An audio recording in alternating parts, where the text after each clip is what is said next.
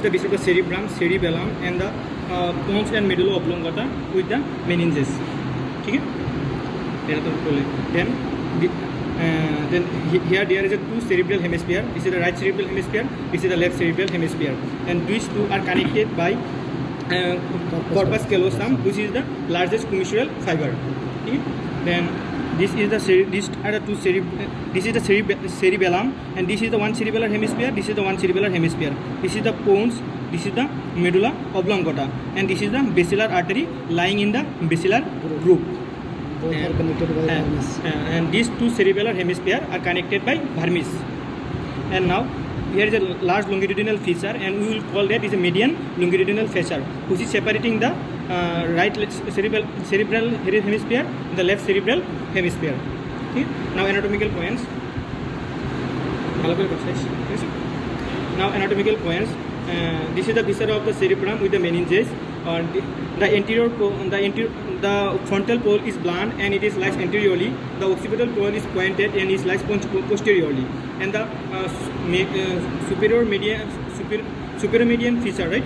Superior median fissure lies on the median plane, and the outer superolateral surface is convex and directed upward, and the inferior surface is rough and the medial surface is flat. And these all are the anatomical points of the cerebrum. Now let's roughly discuss the lobe. And there are 5 lobes actually, out of which 4 are visible, and this is the anatomical classification. There are 5 lobes, out of which 4 are visible and 1 is invisible. The 4 visible lobes are namely, this is the frontal lobe, and this will be the parietal lobe, and this will be the occipital lobe, and this will be the temporal lobe. And behind within the temporal pole there is another pole which is hidden, and this is the insular pole. And this is the anatomical classification. And functional classification is one classification is a limbic system. Okay. Now classification of central parietal lobe. Now this is the post-central sulcus. So this is the post-central sulcus. Now and another will be intraparietal sulcus. Another will be intraparietal sulcus. So this will be the post-central gyrus. This is the superior parietal gyrus, and this is the inferior parietal gyrus. Right? Am I right? And this is temporal lobe. Now temporal lobe boundary, anteriorly lies the temporal pole, posteriorly lies the second imaginary and the first imaginary line, and inferiorly lies the inferior lateral border, and superiorly lies the posterior ramus of the lateral sulcus. Now this is the boundary of the temporal pole temporal lobe. Now the sulcus and gyrus.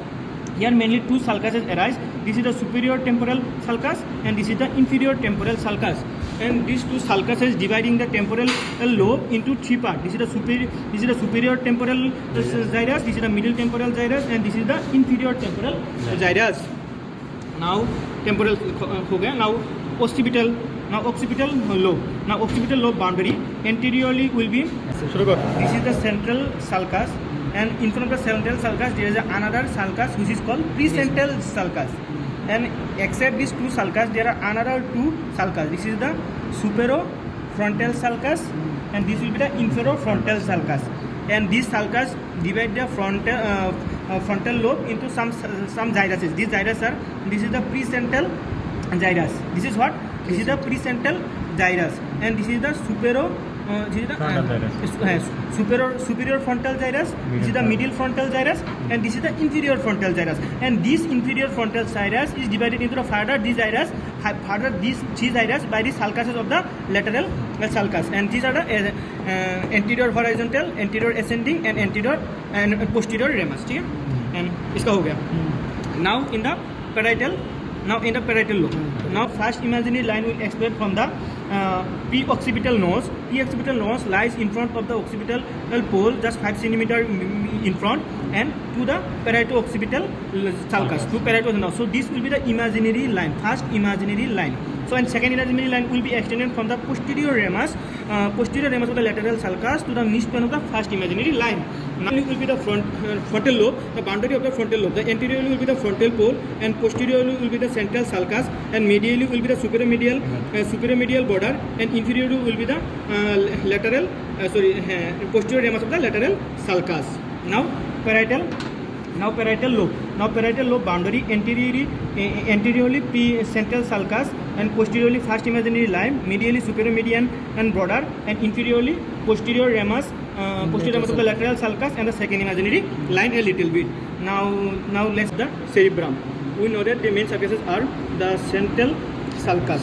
The central sulcus, we start from 1 centimeter behind the midpoint of the frontal pole, and we do descend downward and laterally up to 1 centimeter above the lateral posterior ramus of the lateral sulcus. Now this whole is the continuation of the central sulcus on both sides. This is the let's explain the lateral sulcus. Now this is the lateral sulcus. It is just two part. Now this is the stem and this is the posterior ramus. Now it dividing the inferior surface into the two part, the orbital part and the tentorial part. So the part lies between the orbital part and the tentorial part. This is the stem of the lateral sulcus. Now this lateral sulcus is extending backward and upward to frontal and the parietal pole, and this is called ramus of the lateral sulcus. And it also gives the three ramus like sulcus, and this is the ramus of the lateral sulcus. And here again the lateral sulcus gives three sulcuses, and this is the anterior horizontal sulcus, this is the anterior ascending sulcus, and this is the posterior ramus. Now these three sulcus divided at the inferior lateral, inferior frontal gyrus into three part, and this will be the pars orbitalis. This will be the pars orbitalis. Pars orbitalis which lies in front of this portion will be the occipital pole and lobe, and occipital lobe, the anterior boundary will be the first imaginary line, and posteriorly the occipital pole, and superiorly the superior median border, and inferiorly will be the inferior lateral border. ठीक है, and this is the हो गया the olfactory, and this is the olfactory sulcus. This is the olfactory sulcus, and olfactory sulcus will lodge the olfactory tract and olfactory valve. And this is the another gyrus, and this gyrus is called rectus gyrus, and this is the olfactory sulcus, this is the rectus gyrus, and there is another H-shaped orbital sulcus, and it will divide into the four gyrus. This is the anterior orbital gyrus, posterior orbital gyrus, medial orbital gyrus, and lateral orbital gyrus, right?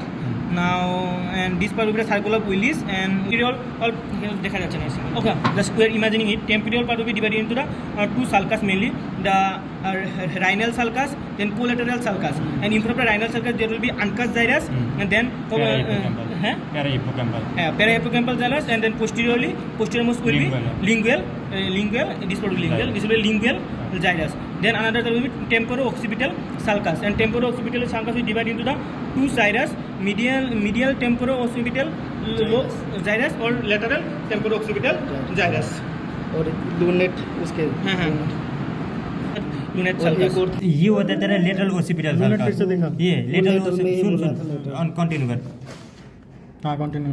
Flashlight देना तू. फिर से connect करना. ये होता है lunate sulcus, हाँ, और ये होता है तेरा लेटरल ओसिपिटल सल्कस, जो डिवाइड करता है टू गायरस में डिवाइड करता है. ये सुपीरियर ओसिपिटल गायरस यानी ये इन्फीरियर ओसिपिटल गायरस. राइट, तो अभी ठीक है.